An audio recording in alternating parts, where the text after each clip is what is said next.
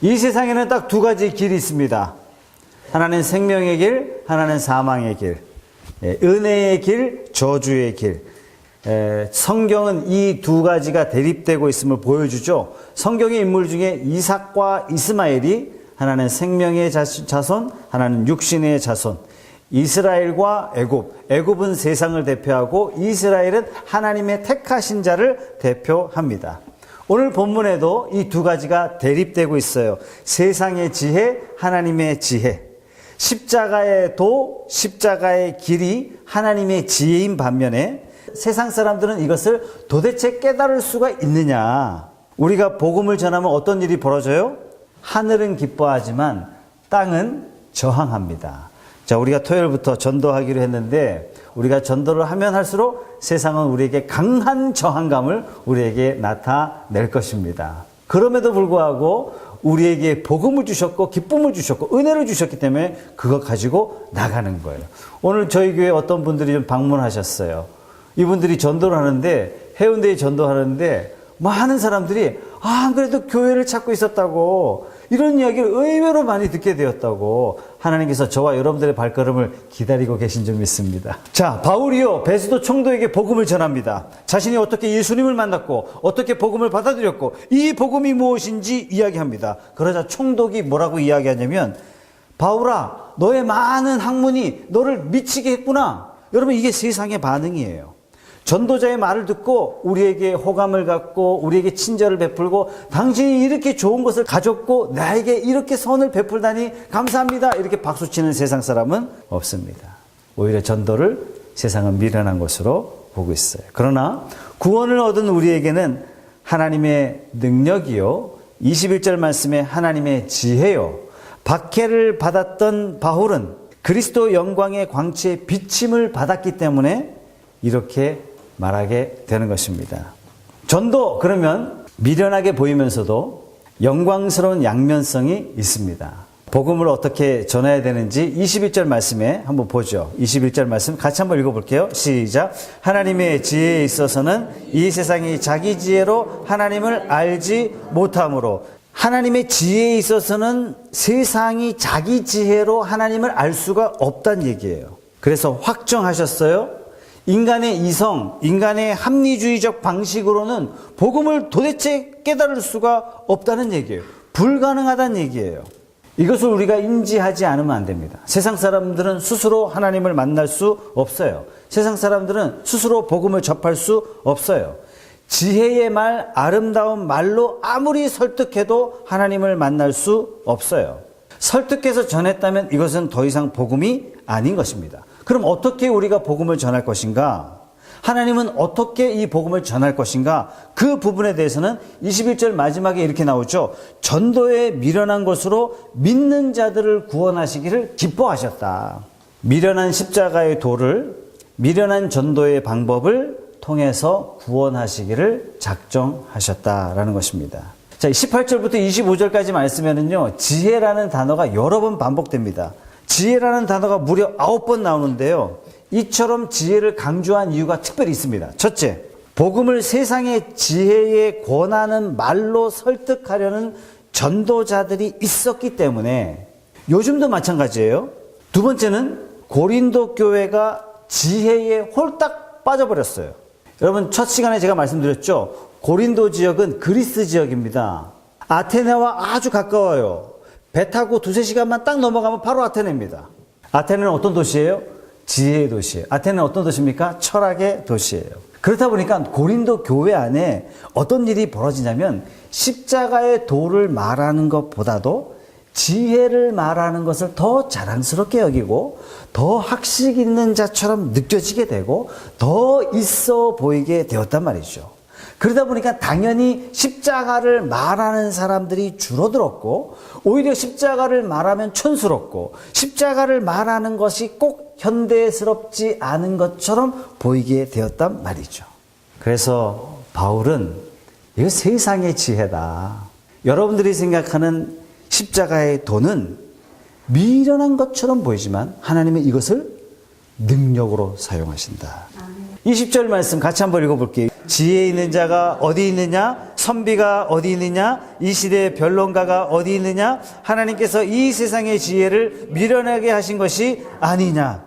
여러분, 20절과 21절 말씀에는 20절은 세상의 지혜가 있고 21절은 하나님의 지혜가 있어요. 하나님의 지혜란 18절에 이야기한 십자가의 도예요. 여러분, 십자가가 뭡니까? 지난번에도 말씀드렸듯이 나 십자가 믿어, 나 예수 믿어. 그러면 로마 사람이 뭐라고 얘기해요? 아테네 사람이 뭐라고 이야기해요? 그 중동의 반란을 일으켰던, 밀란을 일으켰던 그 예수가 십자가에 못 박혔는데 당시 십자가는 무슨 형벌입니까? 가장 극형이란 말이죠. 아니, 세상에 믿을 게 없어서 십자가를 믿냐? 아니, 세상에 믿을 게 없어서 저주받아 죽은 사람을 믿냐? 그리스 사람들은 그랬다는 얘기죠. 당시 로마 사람은 그랬다는 얘기예요. 그런데 이것이 하나님의 지혜고 이것이 하나님이 능력이라는 것입니다. 왜 능력이죠? 한 알의 밀이 땅에 떨어져 죽음으로 많은 열매를 맺어요. 예수 그리스도께서 십자가에 한 분이 죽으심으로 많은 사람들이 영생의 길로 걸어가게 된 줄로 믿습니다. 그 십자가에 이것을 감춰두셨다는 얘기예요. 이것이 십자가의 비밀이고 이것이 지혜란 얘기예요. 이 하나님의 지혜를 누가 깨달을 수 있겠냔 말이에요. 이건 전하지 않으면, 전도에 미련한 방법으로 전해주지 않으면 어느 누구도 이 십자가의 하나님의 지혜, 하나님의 능력 아무도 믿을 수가 없다. 독생하신 아들 예수 그리스도를 보내셔서 죽게 하시고 다시 살게 하심을 통해서 온 인류를 구원하시려는 이 하나님의 계획을 누가 이해할 수 있겠냔 말이에요. 역사 이래로 인류가 추구해왔던 모든 지혜와 모든 총명을 다 통틀어 봐도 이 하나님의 지혜를 이해할 수 있는 사람이 없다.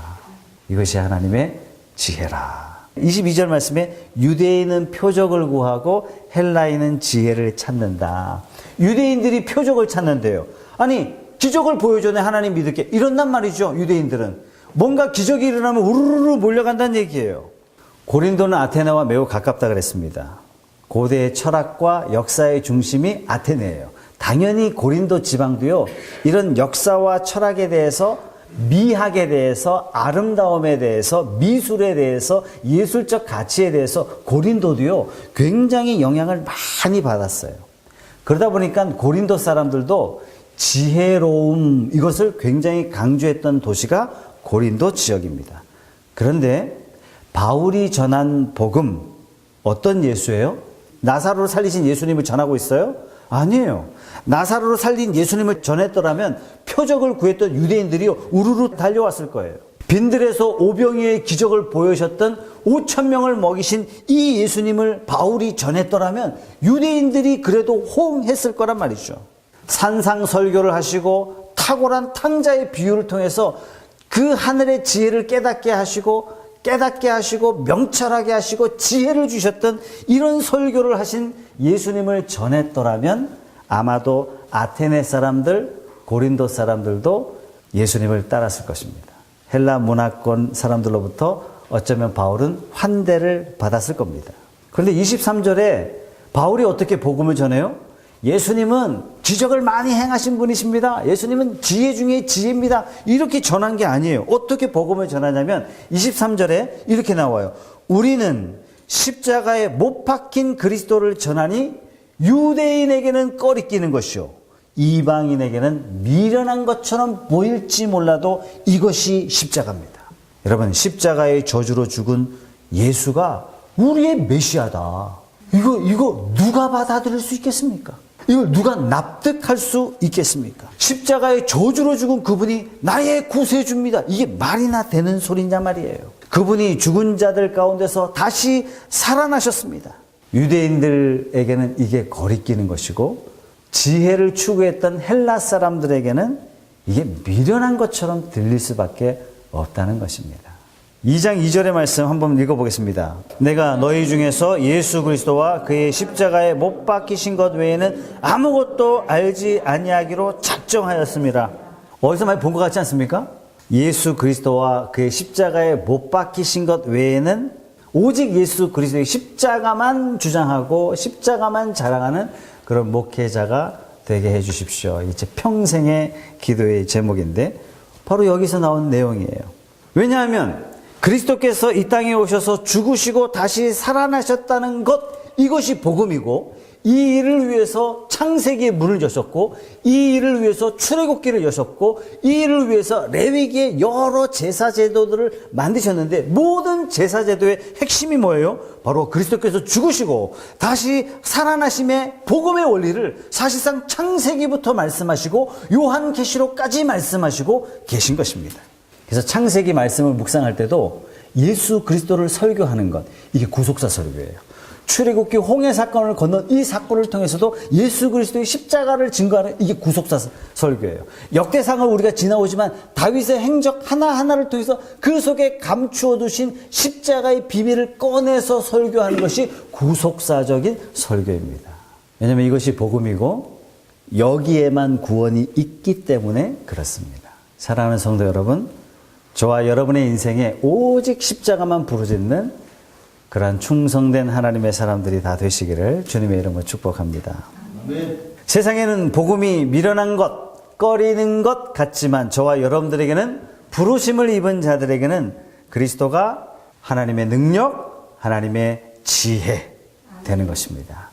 24절 같이 한번 읽어볼게요. 오직 부르심을 받은 자들에게는 유대인이나 헬라인이나 그리스도는 하나님의 능력이요 하나님의 지혜니라. 사람들에게 조롱받으며 저주받은 십자가에 달려 죽으신 그 예수가 어찌 능력이고 어찌 지혜입니까? 말이 안 되잖아요. 십자가에서 죽으시고 부활하신 사건은 인류의 저주를 뒤집어 놓은 단번의 사심을 통해서 평생 죽기를 무서워하며 죽음의 종로로 타던 저와 여러분들을 해방시키셨어요. 그 십자가를 믿는 자마다 영생을 얻게 하시고, 이제는 우리는 죽음을 두려워하는 자가 아니라, 죽음이란 뭐예요? 주님께 가까이 가는 거예요. 옆에 장례식은 통곡을 하고 아파하고 절망하는데 기독교 장례는 다르더란 얘기예요. 죽음이 있지만 소망이 있어요. 왜 그럴까요? 우리에게 죽음은 끝이 아니기 때문에 그렇습니다. 그러나 믿지 않는 자의 죽음은 영원한 멸망이에요. 사랑하는 성도 여러분, 저와 여러분들에게 죽음을 기쁨으로 바꿔주신 우리 하나님을 찬양합니다. 아멘. 우리는 죽기를 무서워하는 자가 아니라 하나님이 주신 사명이 다하는 그날까지 우리의 삶을 온전히 드리고 하나님께 영광스럽게 나아가는 관문이 되는 줄 믿습니다. 아멘. 이것을 뭐라고 이야기하냐면 감추어 두신 비밀, 이것이 십자가의 비밀, 이렇게 이야기하는 거예요. 믿지 않는 사람들에게 십자가는 미련한 것처럼 보이는 거예요. 답답한 것처럼 보이는 거예요.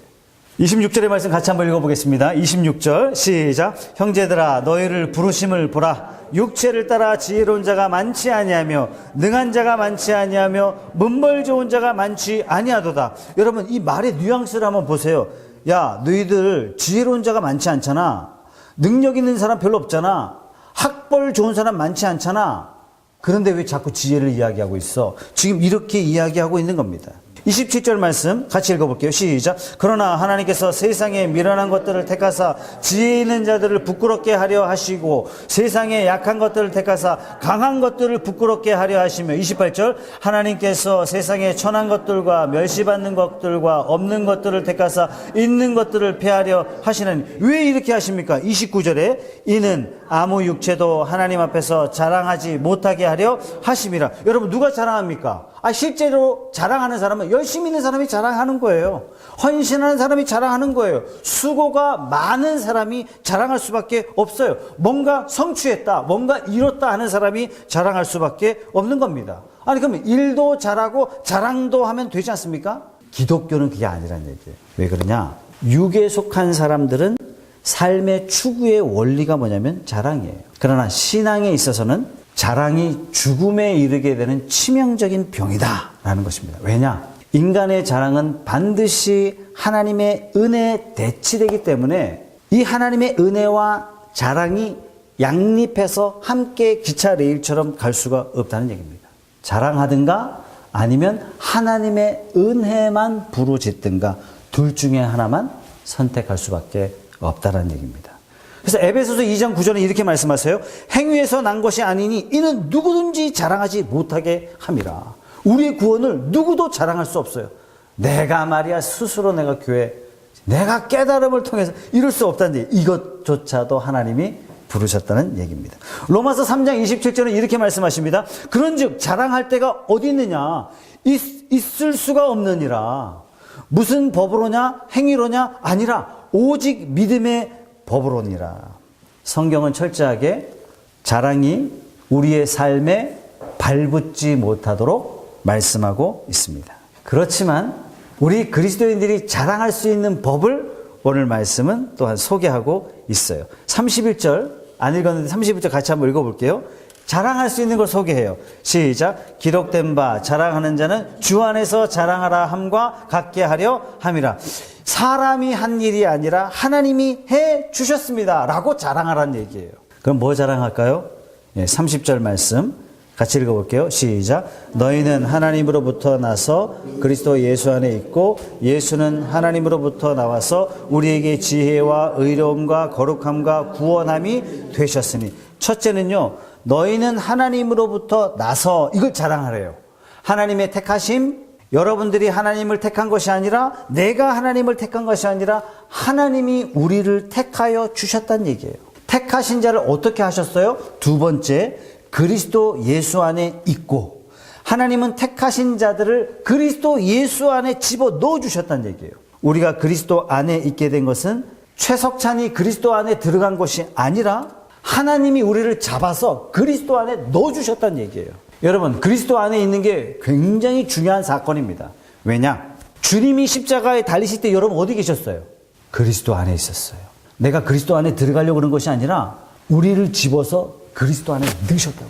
나는 그리스도의 십자가에 못 박히실 때 내가 거기 있었습니다. 여러분, 다 죽으면 심판대에 선다 그러잖아요. 최석찬 패스예요. 신과 함께 영화 보셨습니까? 세상에 큰 도로래가 돌아가는 그 지옥이 제일 끔찍하더만요. 평생 뛰어야 돼. 저 그거 보니까 섬찟하더라고요. 이렇게 말씀하세요. 왜요? 나도 똑같이 세상 사람 죄 지었는데.